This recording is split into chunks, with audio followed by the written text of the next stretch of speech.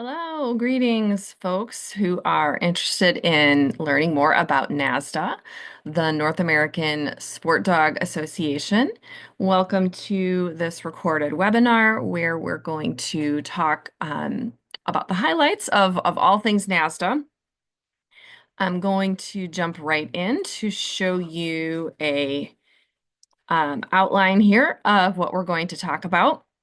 We'll start off with just a little bit of the basics. These are probably the main things that are going to be a little bit different from perhaps other types of rat hunting sports that you might already do. We'll then talk about the field classes, each of those two, the urban classes, and then the scoring and titling system, which is also kind of different. And then the questions and wrap up, we'll cover a few different things at the end. So that's where we're headed. You may have already seen this little descriptor just about the history and the main purpose and goals of NASDA. It has been around for almost 10 years now. It's really primarily starting out more in the western part of the country, but it has been growing east more and more expeditiously, and we've been really excited to see it expand here more in the Midwest. Some of you know that I started out in NASDA with my dogs driving up to Detroit to play.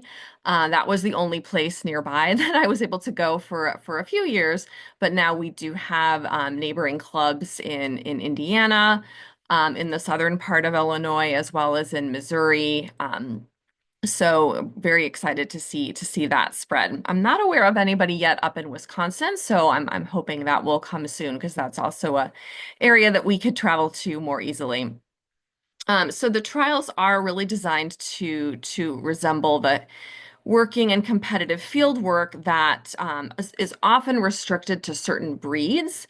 Oftentimes, those breed clubs will have different kinds of competitive events that are eligible only to those breeds.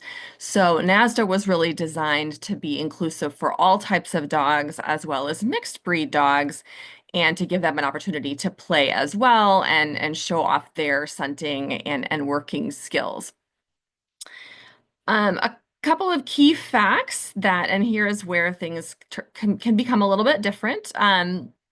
So there are three numbered levels to NASDA, and then once you get past level three, there's typically a master champion and or a grand champion level, which varies a little bit between the different classes.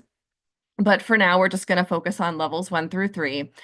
In both level 1 and 2, the hides are known.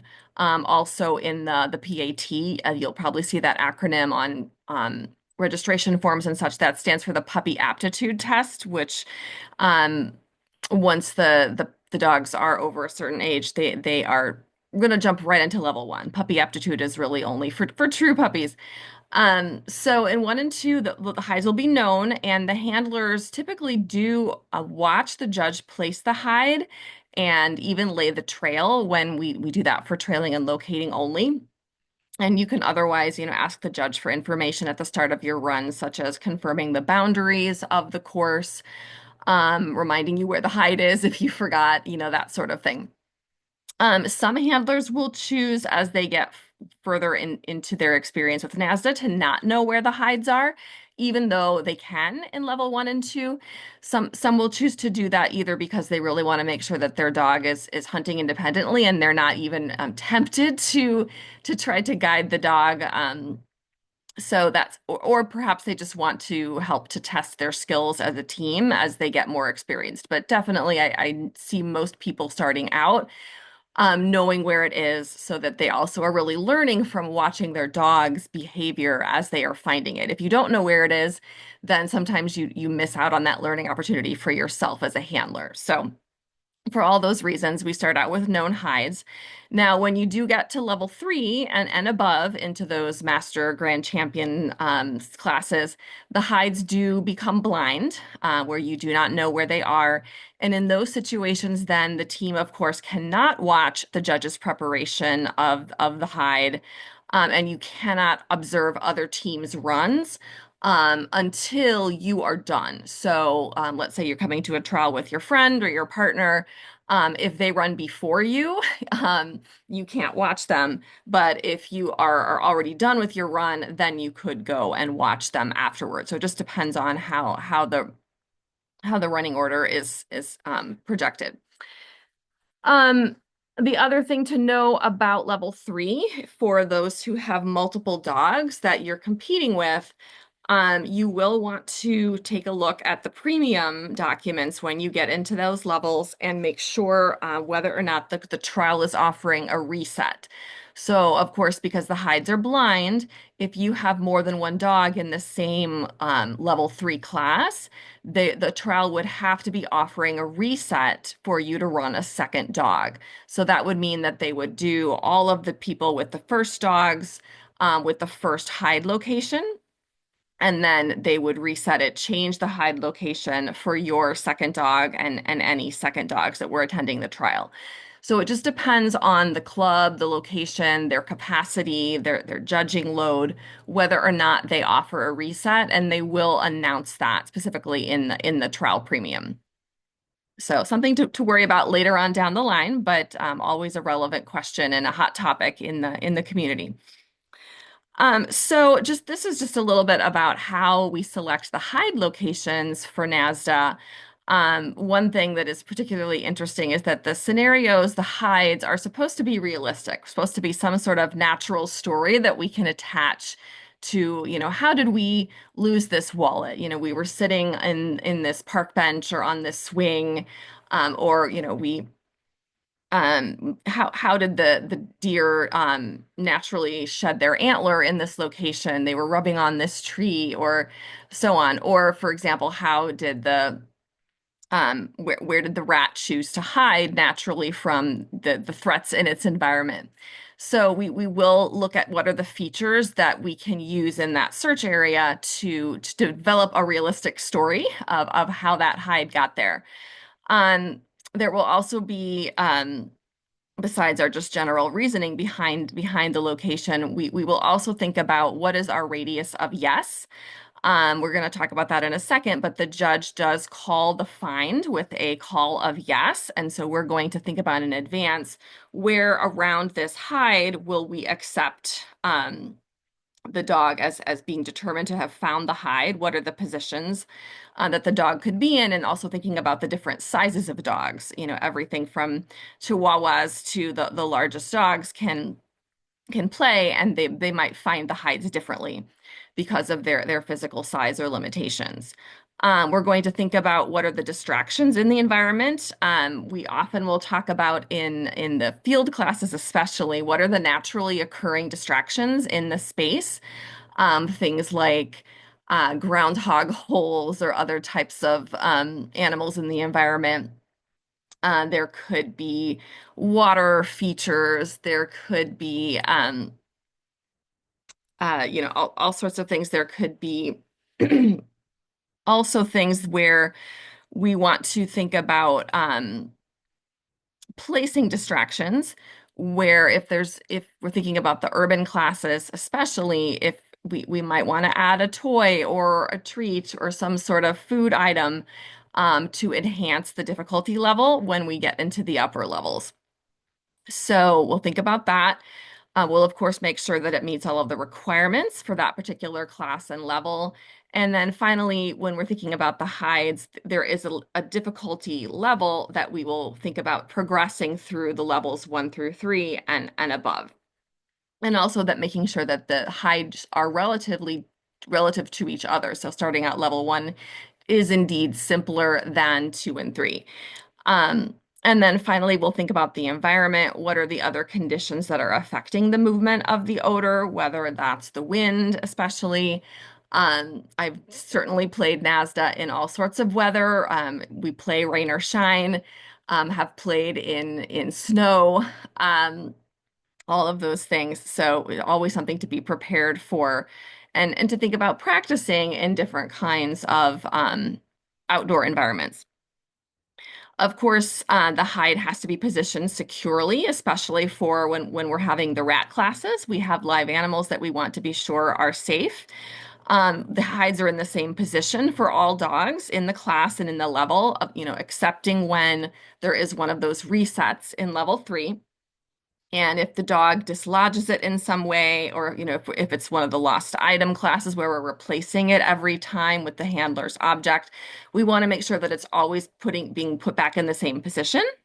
And if anything gets dislodged in the environment, that we're putting that back, we're refreshing the space so that it's having the same visual appearance for all the dogs that are competing in that class and level.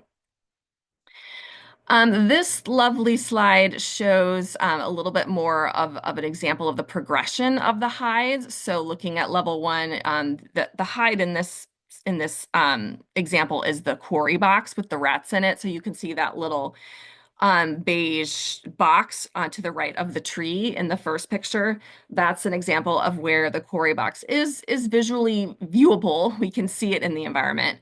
Whereas in the level 2 example, it's a little bit more blended in with the leaves around it, the plant life. And then in level 3, it's truly visually masked. It looks like they actually moved it to another spot there without the tree, but where there was a really dense bush that they could put around it.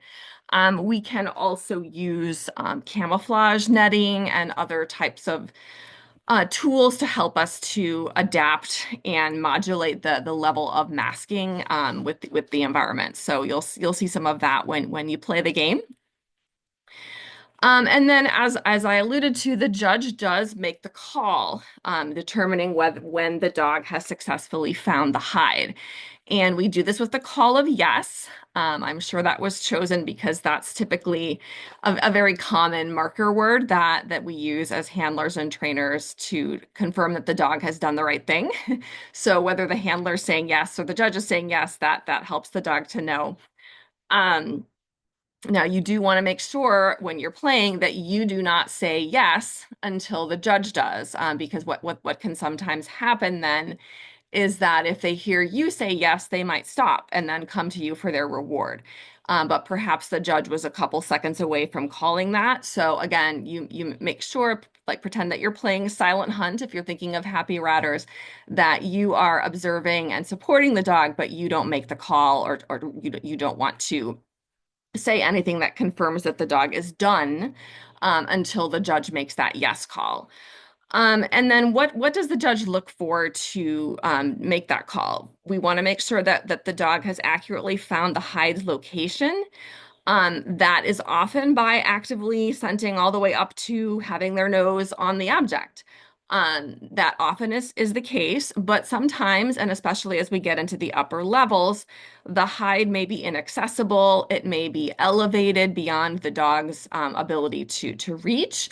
And so in those situations, we'll be looking for them to get within a very short distance of the hide, but perhaps not all the way there.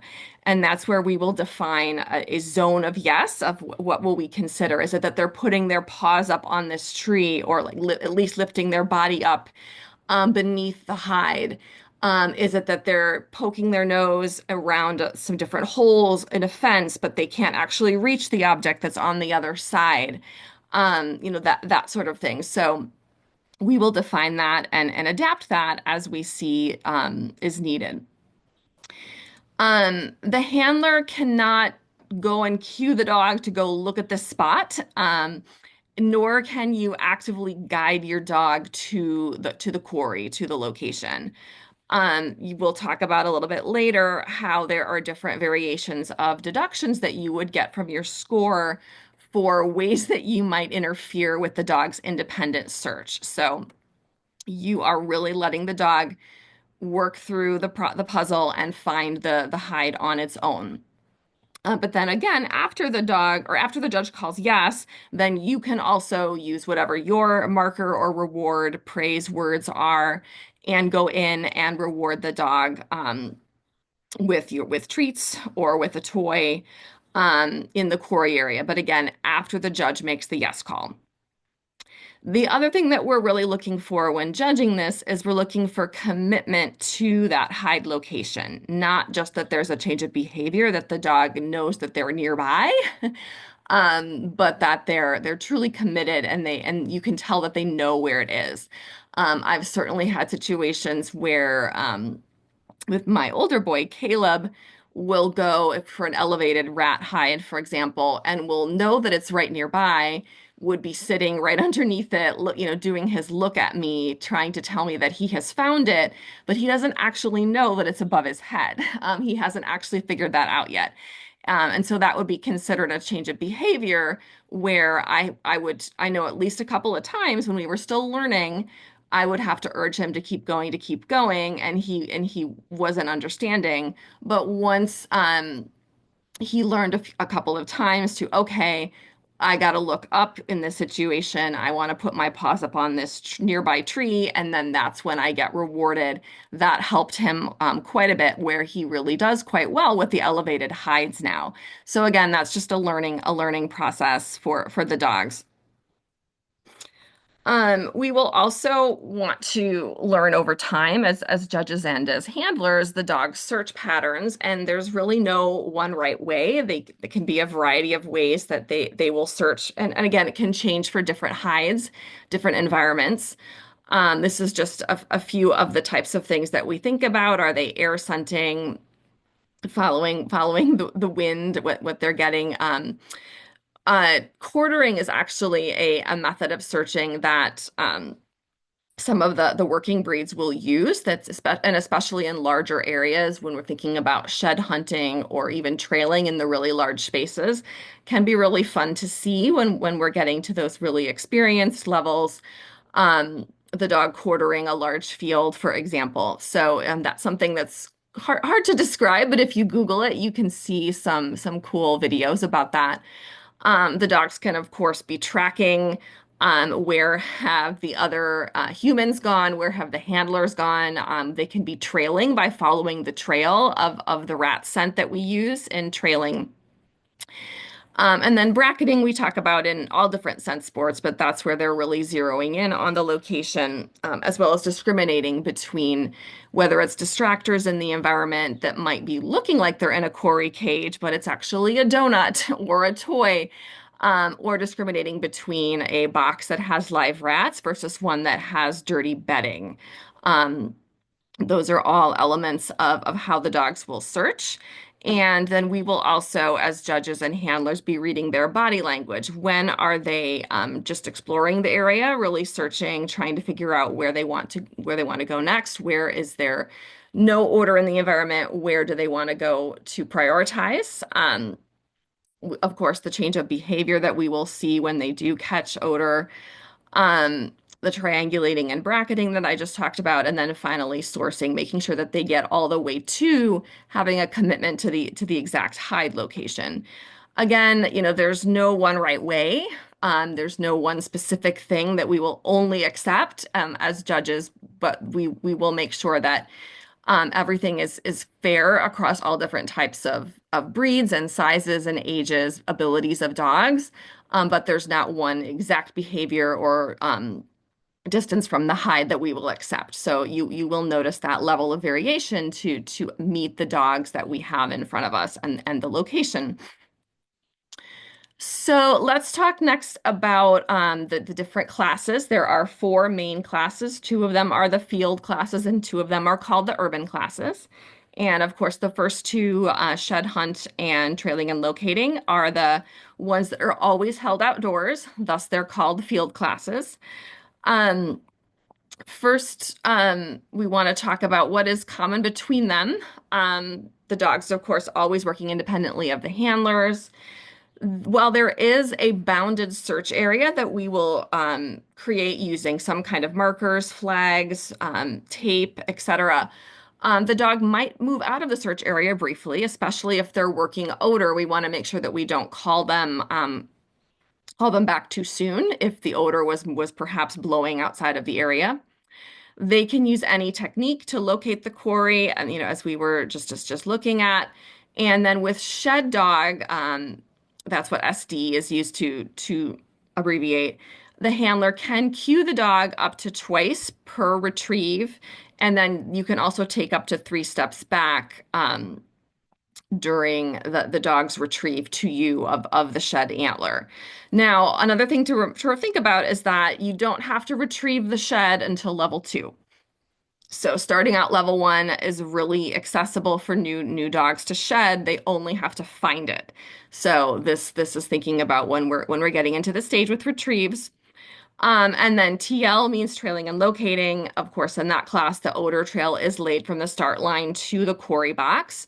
And when we get into the upper levels there, it becomes more difficult because there will also be false trails that are leading perhaps to where the quarry box was for the prior level, or to a false quarry, typically a box that has litter in it. Again, these classes are always outdoors, and because of that, it is okay if the dog's potty on the course, as long as you pick it up. So you always want to make sure you have your poop bags on you in this class. And still always a good idea to try to get them to potty before your run, because the time does not stop while they are pottying and while you're picking it up and all of that's going on. I have certainly timed out more than once and seen that happen where we have some very slow poopers. So if you can get them to go before your run, that's always ideal, but of course it doesn't always happen. So the field search areas, this is just a good example of a variety of them. They're typically going to be more rural areas, but certainly we've played them in urban parks when we need to. We just find some sort of grassy area, wooded area that we can use. Um, Down in Springfield, of course, we have more availability of crop fields and pastures and that sort of thing.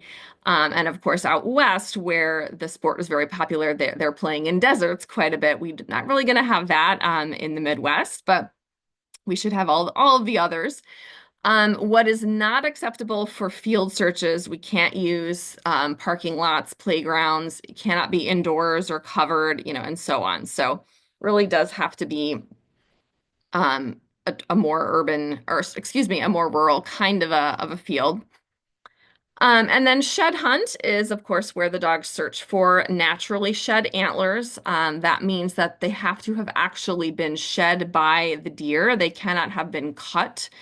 Oftentimes hunters, when they kill a deer, they will cut the antlers off, and those are not allowed to be used in the sport. They also have to have at least the center beam plus 2 tines. As I said, no cut pieces. We are required to have a variety of sizes for dogs, especially when they get to the level of retrieving them. If we have smaller dogs doing the retrieve, they have to be able to walk safely with the shed in their mouth. And we do actually scent them with, we call it rack wax, before the classes run, which is a product that you can buy. And we will talk about that when we actually play the sport. And we also have to have the shed, of course, in the same area, but not just placed there. We actually are required to toss it into the search area as much as we can. We want it to be in the same position as for all the dogs. That's is so to try to prevent the dogs tracking where the judge has walked, if the judge is walking back and forth to place the antler specifically every time. So we try to throw it as much as we can and ensure that it's in the same position. If we do have to walk back in to adjust it, if the throw was not successful, for example, then we'll also try to walk around a little bit more, so that it's not totally obvious to track the human odor right there, that they might get a little bit confused if we've walked around a little bit more. So and then, as we mentioned, the find in level 1 is just find the antler. The judge says yes, there's just one antler. In level 2, there's still just one.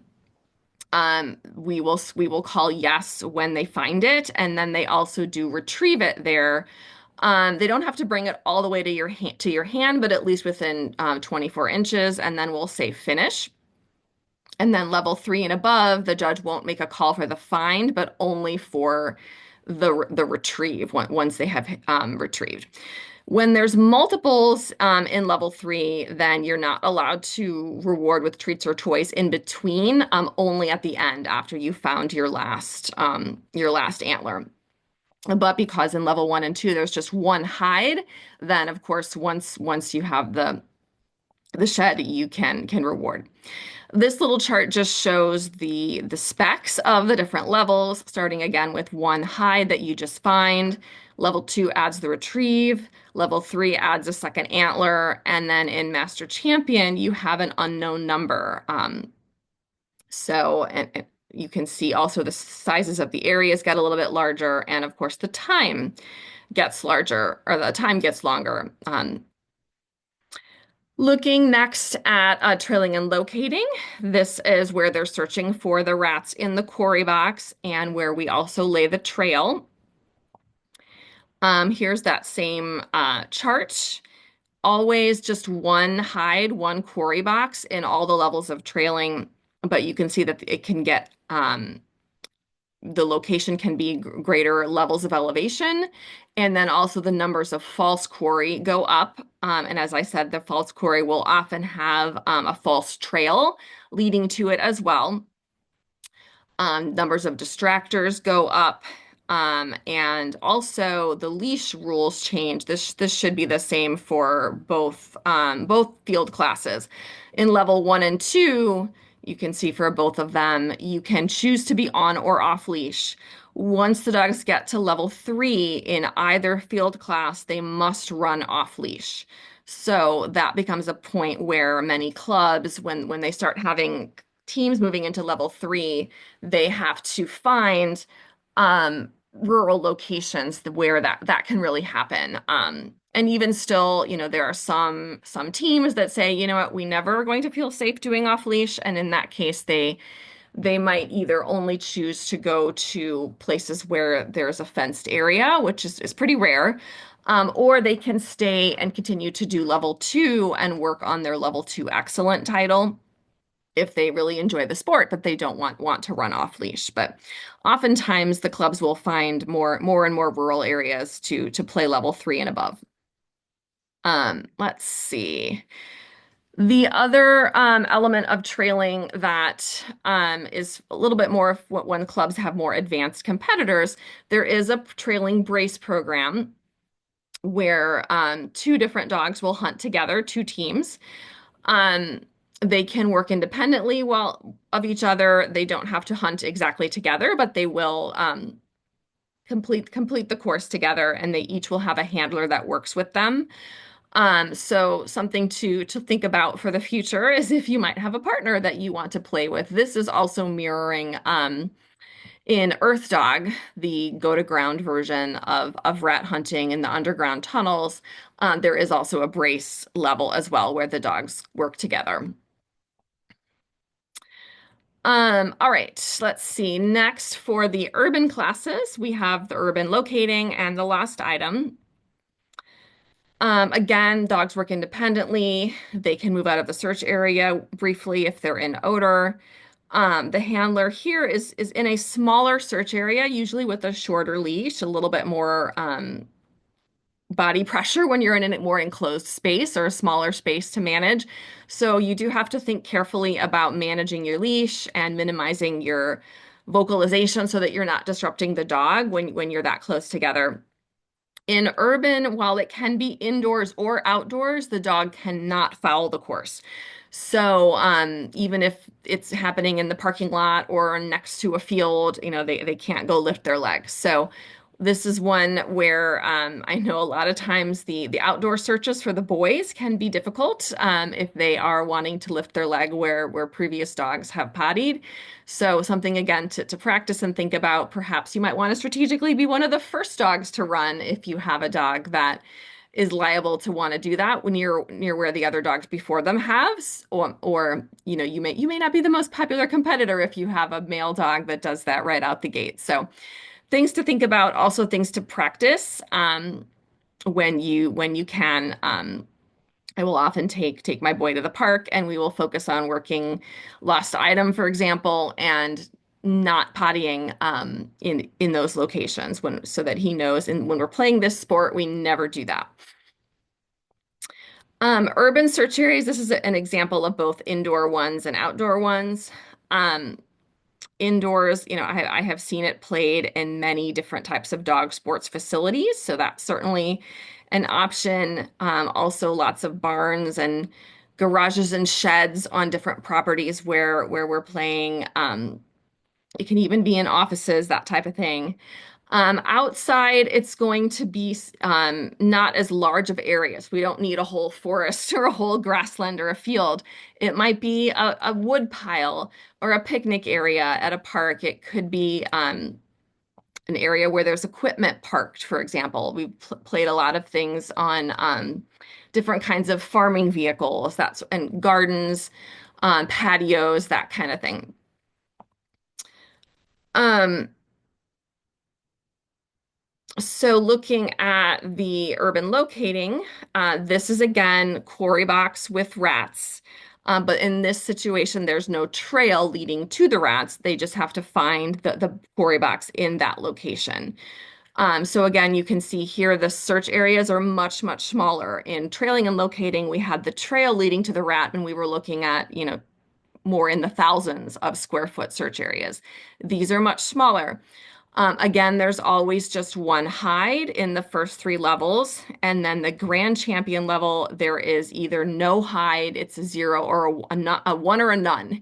Either there's a hide that they find, or there's no hide, and the handler declares that the course is clear. Again, the level of elevation gets higher, the number of false quarries gets higher, but of course, no false trails here, no trails at all. The number of distractors gets harder, and this is where we're really placing some kind of distractor because typically there's not something available to us in the environment. Urban searches are always on leash. So that's something to think about too in terms of how comfortable you are. If you really want to play the upper level rat classes, but you need your dog to be on leash, then this is the version for you. Let's see. And then lost item. This is similar in a lot of ways, except that instead of the rats, we're searching for a lost item with a person's odor. So we start out thinking about how did this item get lost? How did we drop it, or did it fall when we were walking across an area, when we were sitting on a bench? Did we accidentally leave it somewhere on this table when we were sitting at the picnic? Or thinking about the different types of search areas. I've searched for things in bathrooms, definitely parking lots, areas where we were sitting and talking.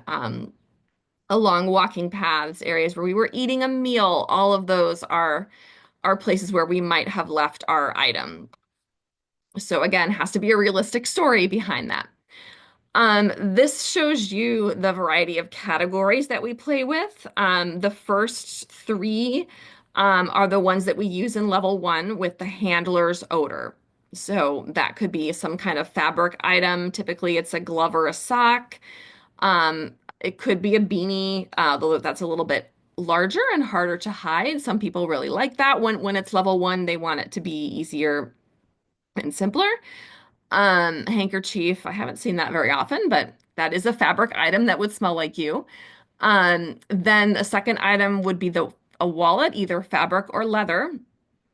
I like personally to use one of those little fabric coin purses because then when I'm first starting out and building value for that item, I can actually hide treats inside of it and zip it up.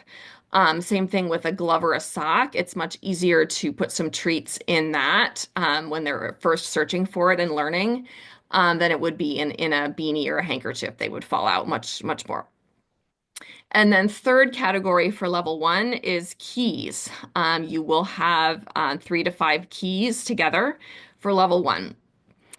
When you move up to level two and above, that you're starting to search for stranger odor rather than your own. And you can also see in these other three columns that the items get difficult and harder. So looking at sunglasses, those metal card holders, your cell phone, digital items become one of the categories in the upper levels. And then really the more difficult, smaller challenge items, a credit card, a small piece of jewelry, just a single key rather than, the 3 to 5. your watch, a pen, some of those things that are really small. And again, when we're in those upper levels, we are looking for the stranger odor, not your own. This chart actually shows that progression, as well as the number of hides.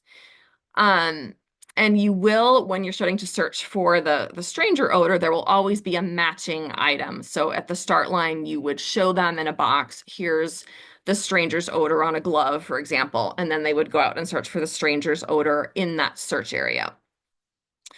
Um, Search area, of course, starts out again pretty small when you're compared to the field classes. And then again, the number of distractors increases as well.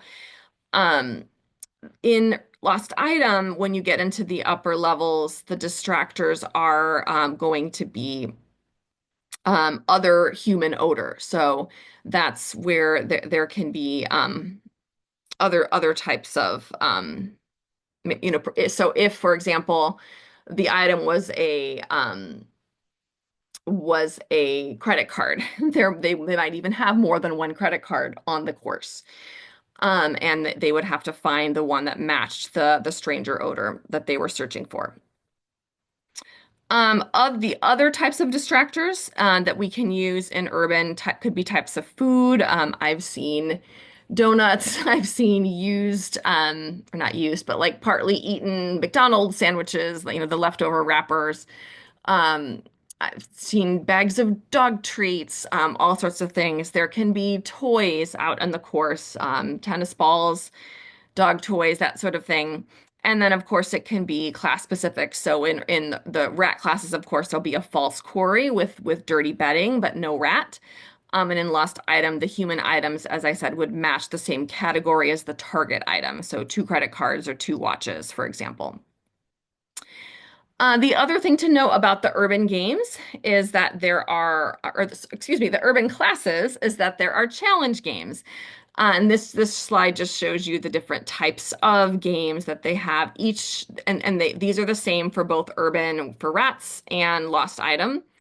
And these are designed to be level 2 and 3 difficulty of searches. So while we don't tend to offer them when everybody's first starting out in level 1, once we have dogs that are moving up to level 2 and above, we can start offering these. And also they can be really fun to do in winter when we can't do the field classes. I will sometimes see clubs that are doing just a games league or just a games weekend of trials where they're just playing these. So you can see, of course, there's a distance game where the handler has to stay behind a start line.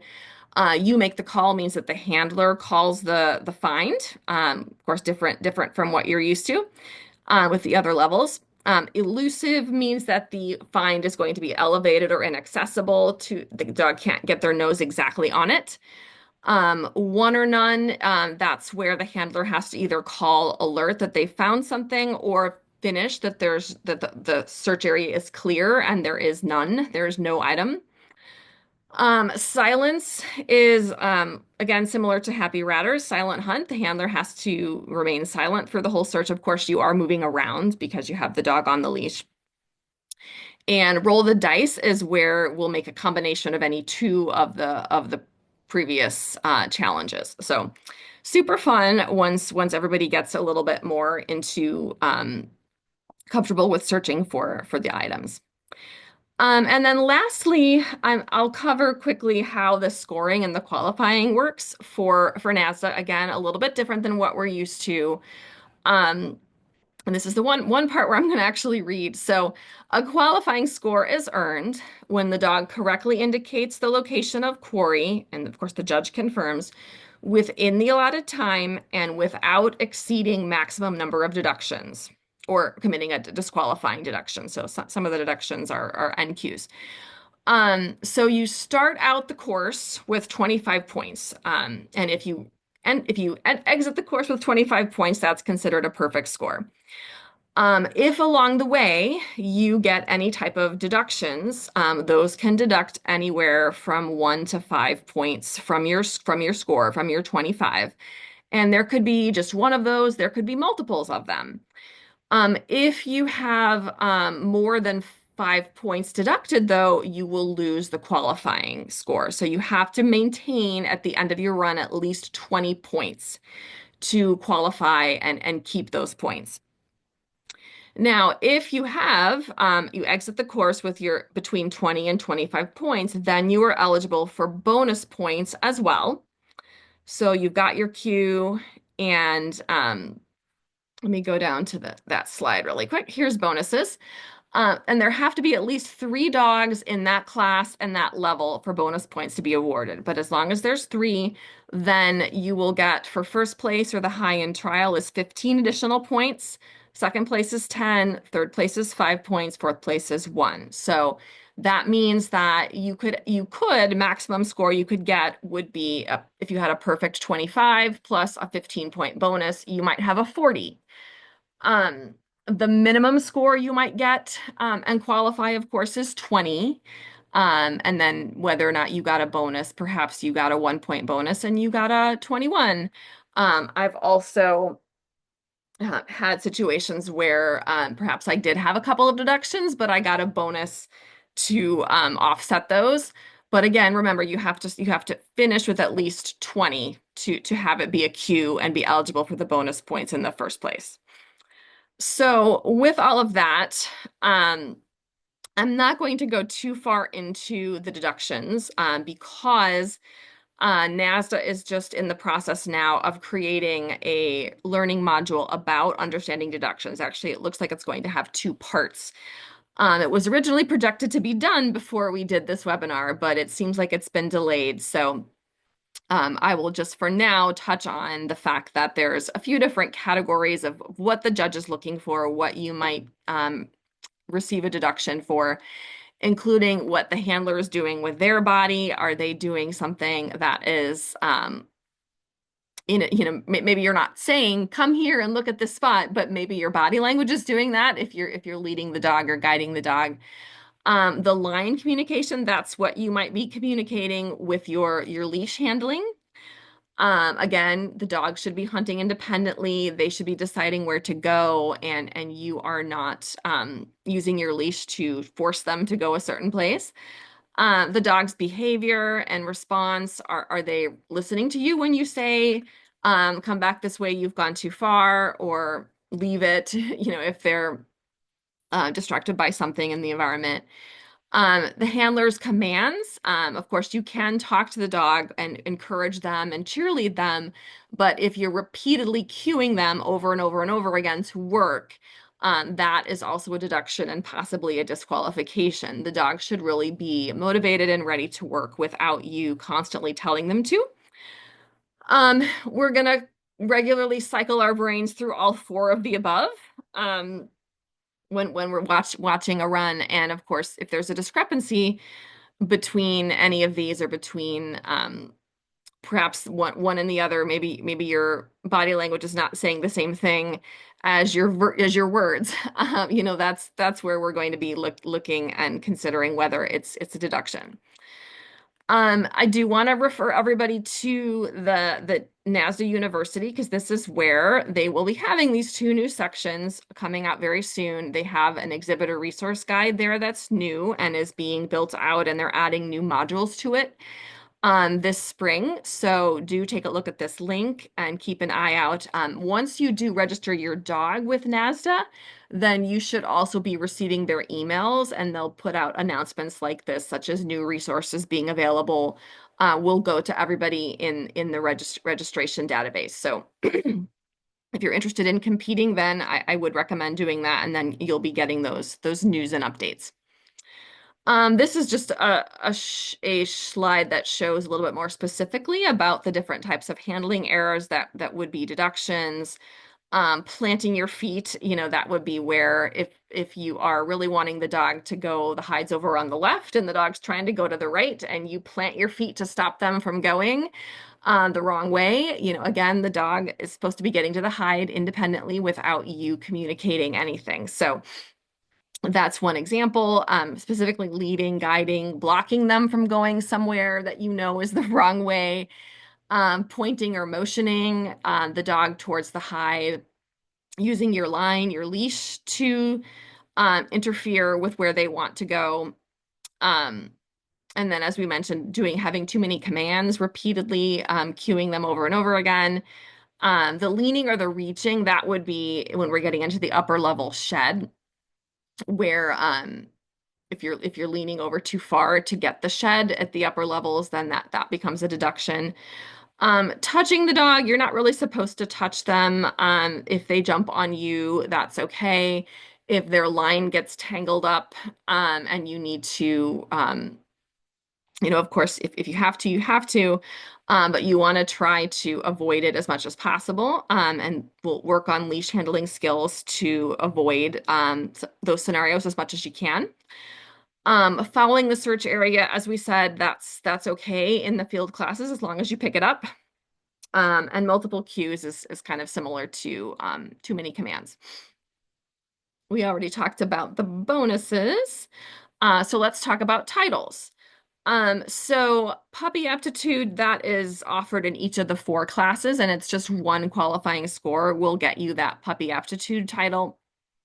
And each sport, each class, of course, is titled individually. So shed is different from trailing, from urban, and so on.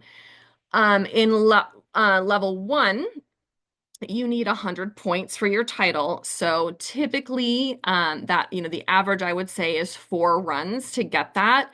Remember that 25 points is a perfect score. You have to have at least 20 to qualify.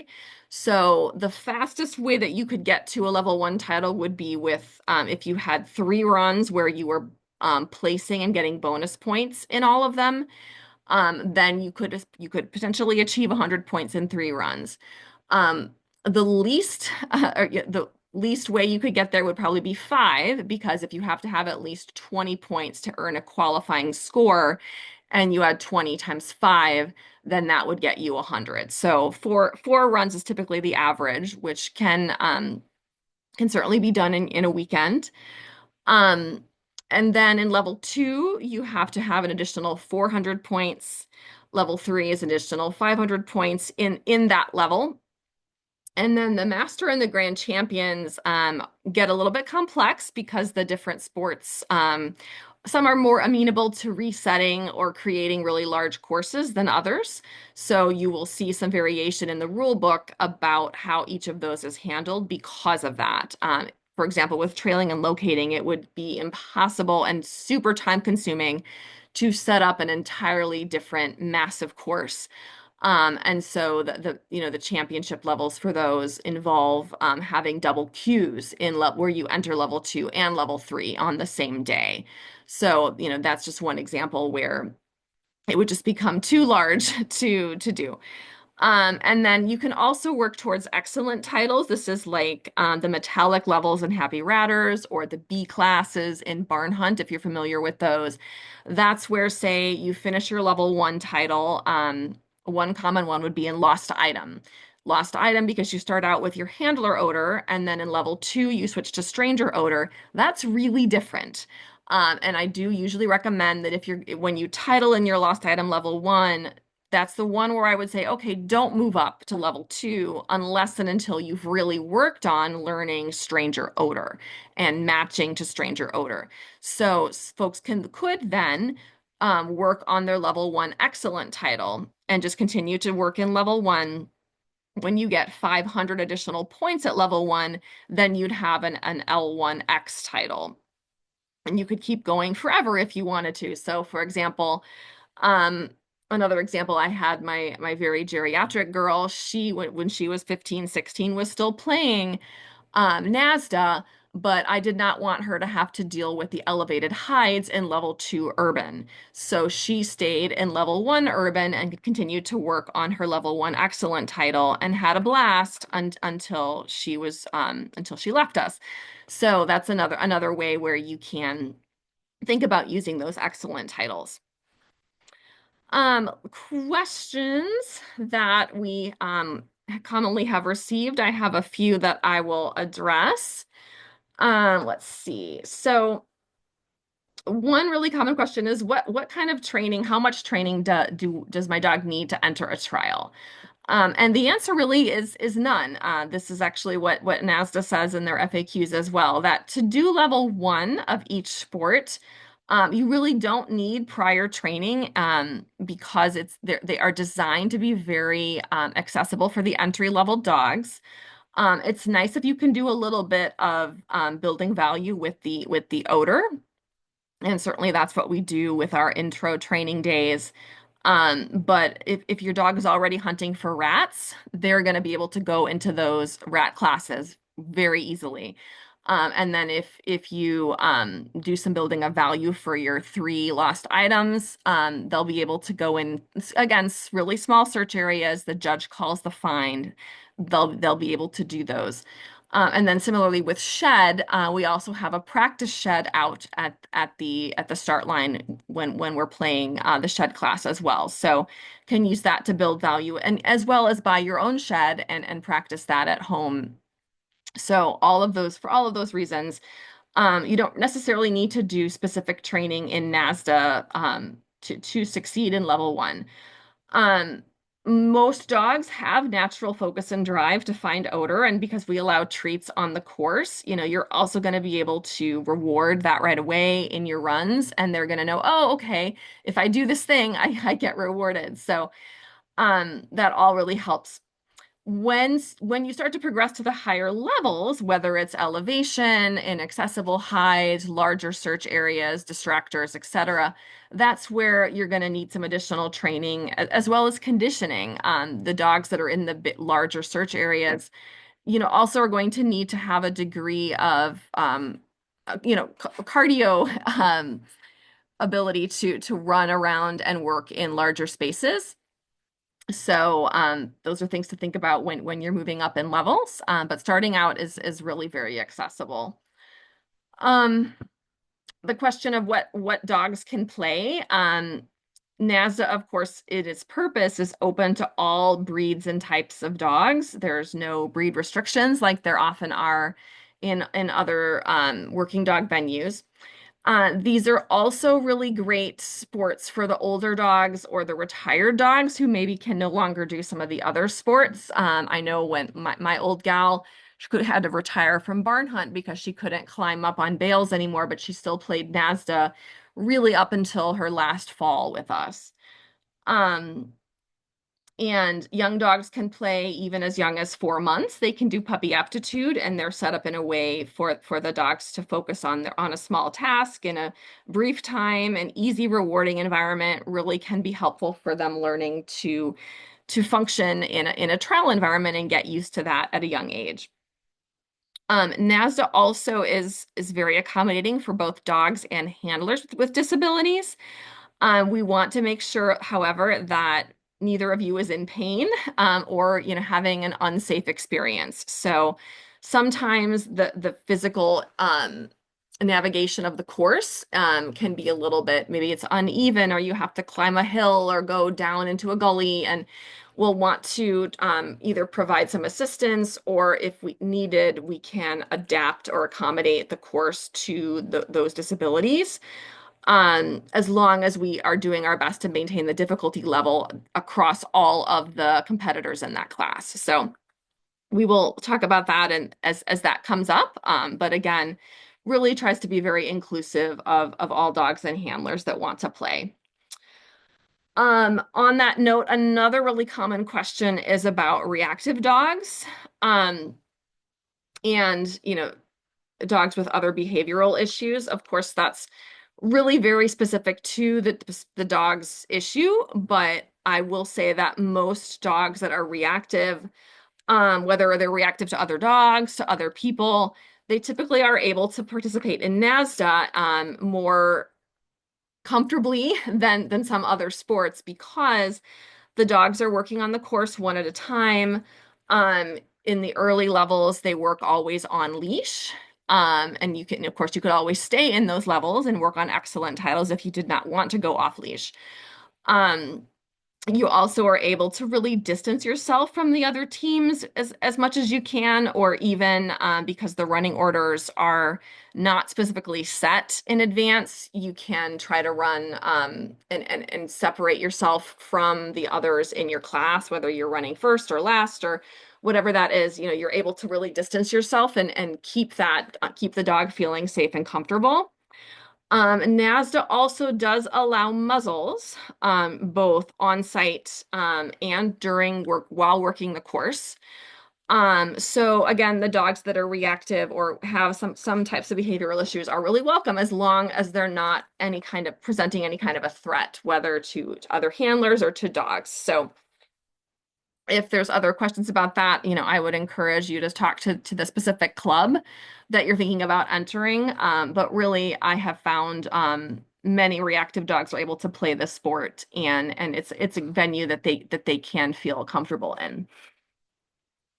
Let's see. Another question that's come up is what is den hunt? Because I know folks are seeing that talked about online or in the rule book where it says this is coming soon. So Den Hunt, if you're familiar with Earth Dog, it is really a version of Earth Dog, but one that is designed to be more inclusive. Again, Earth Dog is designed by AKC or some of the breed specific versions, is limited to those purebred breeds and a specific set of them that are historic vermin hunters, and that's partly because they have to go into and fit into the tunnels, the underground tunnels.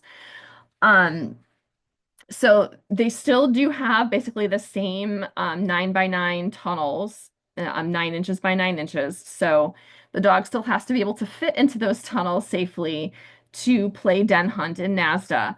However, what's two things are different. One is that it's not limited to those purebred breeds. So it could be smaller mixed breeds, mixed terriers, dachshund mixes, that kind of thing could play in NASDA. Not it's not as elitist that way. And then also for the clubs, the tunnels don't have to be underground. They can be placed above ground as long as they are secured in a way that the dogs cannot move them or knock them around. So that also tends to make it more inclusive for clubs to offer the sport. They don't have to have, you know, the physical plant to have an underground tunnels that stay there all the time. So right now, Den Hunt is been in a test phase for a couple of years now, where certain clubs are trying it out and playing with it and working on adjustments to the program. It is going to be concluding that final test phase at the end of 2025. And then you know, once it undergoes the final refinements to the rules, it will be added into the rules and then be made available to all clubs. So something to look forward to if you have one of those smaller earthworking dog breeds or mixed breeds that would fit into the tunnels. So that's Den Hunt. The last question I see, of course, is how do I register my dog?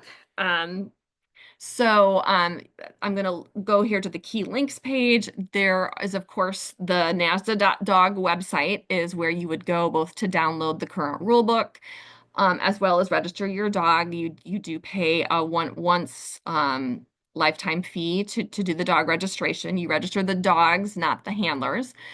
And then once you do that, you'll have access to your online account in NASDA, and all of your dog's Q records and points and titles will show up in your dog's records after you have done trials and qualifying runs and the like. So it does take a couple of weeks usually before all of the scores are posted after a trial. But everything does go up there, and it's a really nice automated system for that.